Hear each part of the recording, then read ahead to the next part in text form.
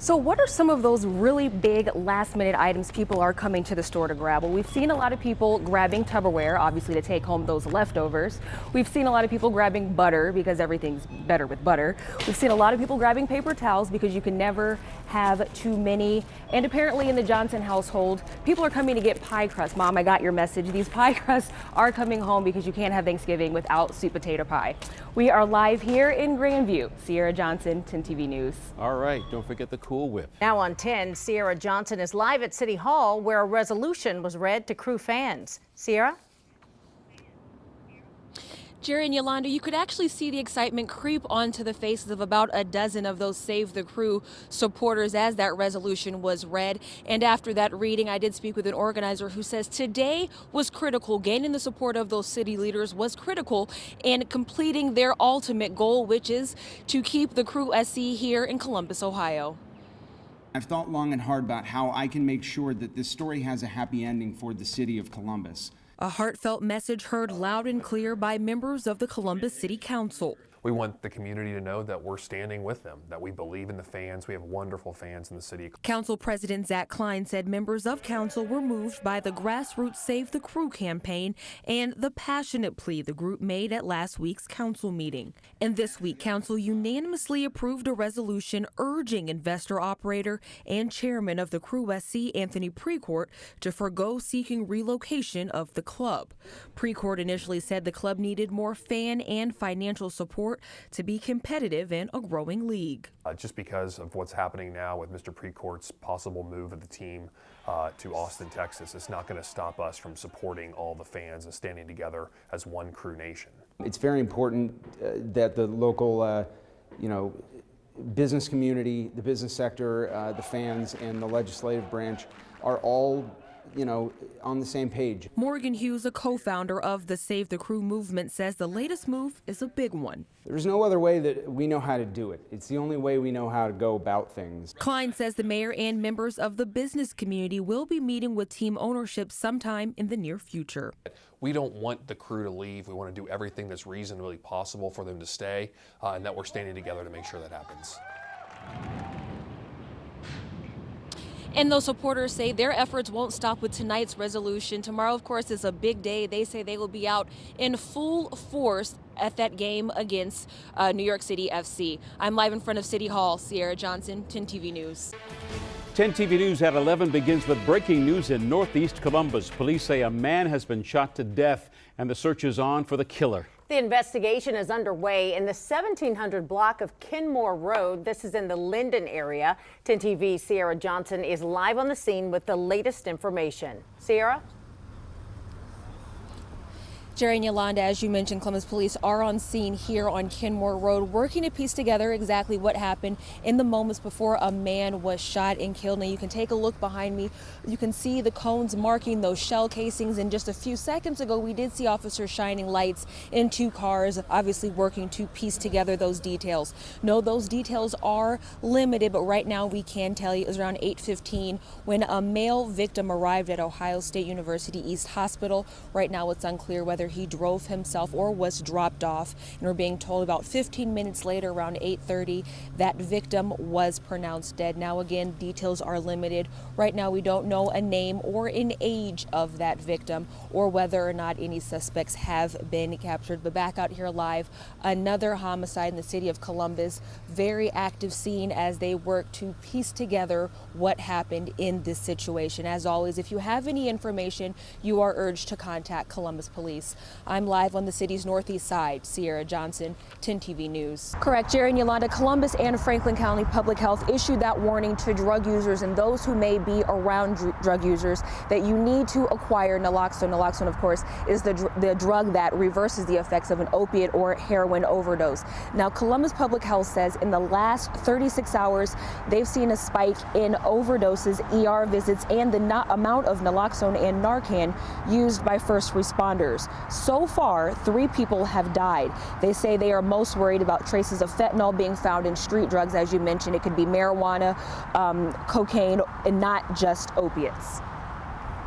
Overdoses don't discriminate by neighborhoods. We know that for a fact. We see it not only in the city of Columbus, but also our suburbs.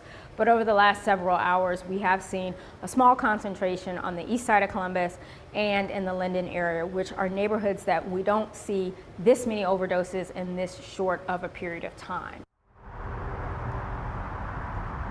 And even just a trace of fentanyl can put someone's lives in danger. Dr. Roberts says so far they are unsure which street drugs fentanyl is being mixed with, but she is again urging anyone around drug users to keep naloxone handy. And as always, if you see someone experiencing a drug overdose, to call 911. I'm live in front of Columbus Public Health. Cierra Johnson, 10 TV News. 10 TV's Cierra Johnson is live on the scene with the latest now from investigators. Cierra? Yes, Sharon, Yolanda, tonight a man is dead and those investigators are working to piece together exactly what happened in the moments before he died. Now you can see portions of this alley are closed as detectives comb the area for clues. Now details are limited, but we can tell you CPD said they did find a male victim in the alley behind a home here on Souter, the 200 block of Souter, around 8 p.m. That victim was later transported to Mount Carmel, where he was pronounced dead about 30 minutes later. So far, police have not released a name or an age of that individual or a motive. But about an hour ago, I did see police handcuff a woman, put her in the back of a cruiser. Right now, we're unsure of her connection to the situation. So again, in Franklinton, one man is dead. This marks the 112th homicide for the city of Columbus. We're live in Franklinton. Cierra Johnson, 10 TV News. Well, it may not seem like much, but people inside this laundromat are getting a much-needed boost. The cost to do their laundry for the day, free. 10 TV's Cierra Johnson explains the program that's giving a lot of folks in Columbus a fresh start. On any given day, this Hilltop laundromat is bustling. I figured it would be packed, so I got here as soon as I could. Some are working to knock out a single load after work. And then there's Heather Jenkins. This mother of 5 is working to complete 4 loads, a task she does twice a week, costing as much as $30. It could be $30 I can spend somewhere else. But tonight, an organization is lightening her load by covering the cost to wash and dry her family's clothes and linens, no strings attached. Laundromats can be pretty expensive when you factor in if you're washing for multiple people in your household or buying soap supplies. For 7 years, the Laundry Project has worked to relieve the burden of laundry costs for low-income families around Ohio. We view ourselves as trying to help relieve a small financial burden for families so that they're able to focus on things like paying the electric bill or buying groceries.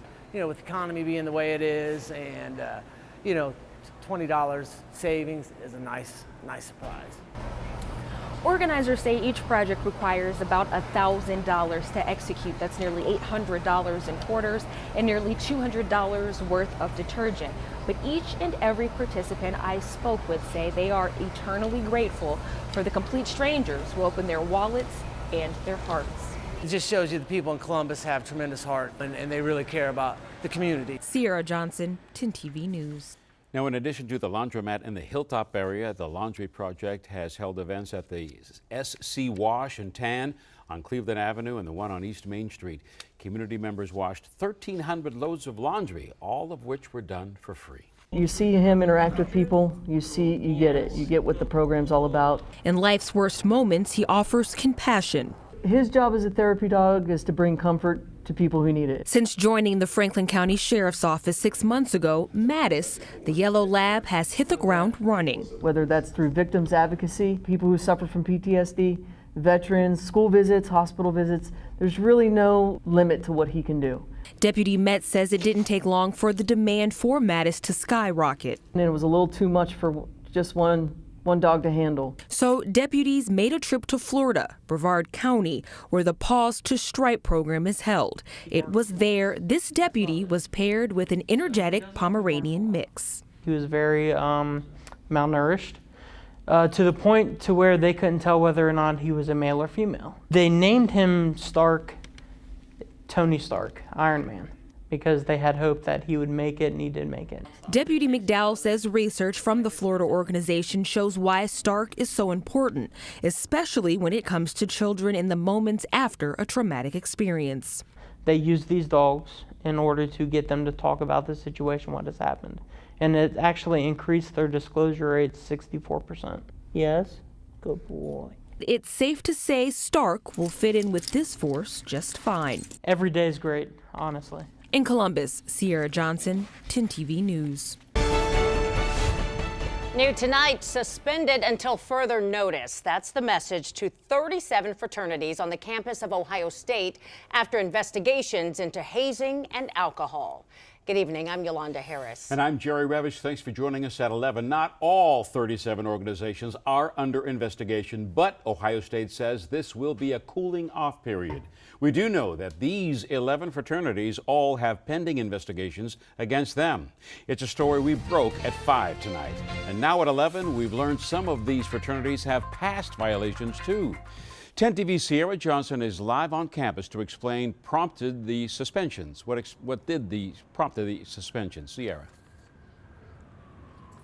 Yes, Sharon, Yolanda, tonight the university is hopeful that that cooling off period you spoke of will give these fraternities a chance to regroup and work to establish guidelines they can implement to help prevent this from happening in the future.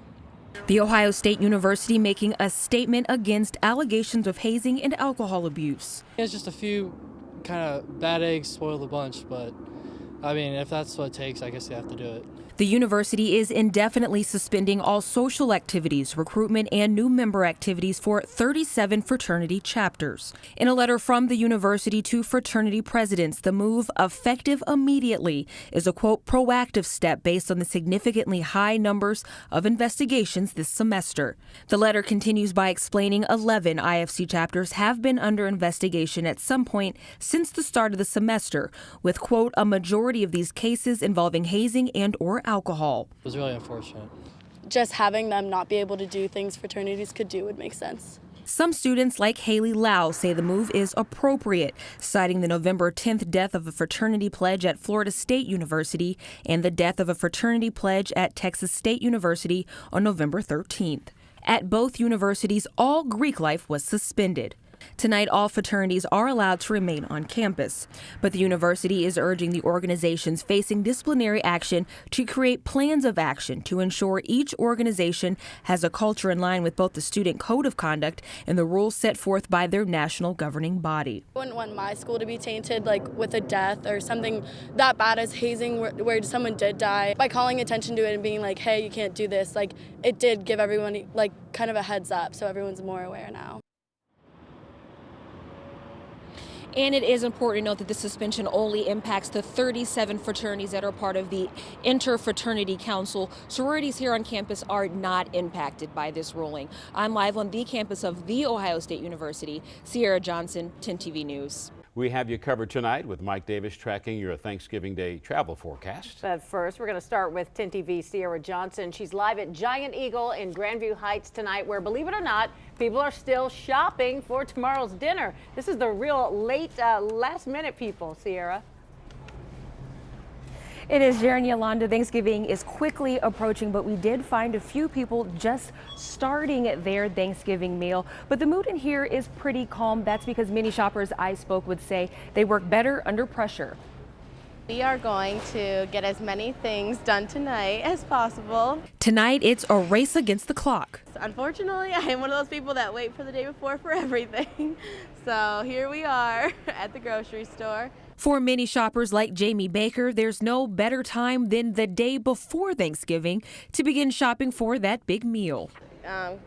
We got off of work and it's not too bad. We got a spot right in the front of the parking lot, so that was reassuring coming in. Tonight, we found shoppers at the Giant Eagle Market District in Grandview walking the aisles. Because I was so busy during the week, so today was like the best time. Grabbing everything from pies to fresh produce. We even found folks on the hunt for the perfect plump turkey. Fresh, of course, because at this hour, there's no time to thaw. But for some, like this shopper, tonight is the big night. So I'm going to have a Friendsgiving, so that's really different from Thanksgiving. This New Yorker is expecting about 20 of her closest friends, many who have already arrived and are now awaiting the hostess of this unique turkey-free tradition to return home. If It's going to be something different, but it's going to be fun. So if you tend to wait until the last minute, no, you aren't alone. And it's not so much about what's on the table as who's in the chairs around that table. It's not only family that you're related to, it's more like your friends and everyone else who are present in your happiness.